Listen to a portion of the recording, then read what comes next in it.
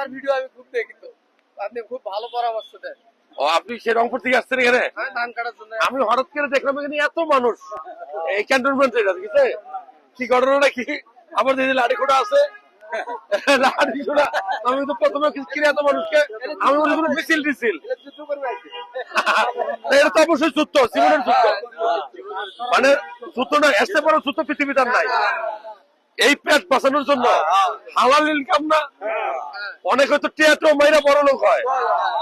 আর আপনাদের ইনকাম যেটা যুদ্ধ, এটা হলো জীবনের প্রথম যুদ্ধ এবং 1 নম্বর যুদ্ধ। আপনি কি সবাই রংপুর থেকে উত্তরবঙ্গ থেকে আসছেন? আপনাদের খাওয়া দাওয়া কেমন হইব? এখানে কি মাঝে মধ্যে আসেন? এখন আপনার কার বাড়ি যাবেন কোনো ঠিক ঠিকানা নাই। ঠিকানা নাই, ঠিকানা নাই।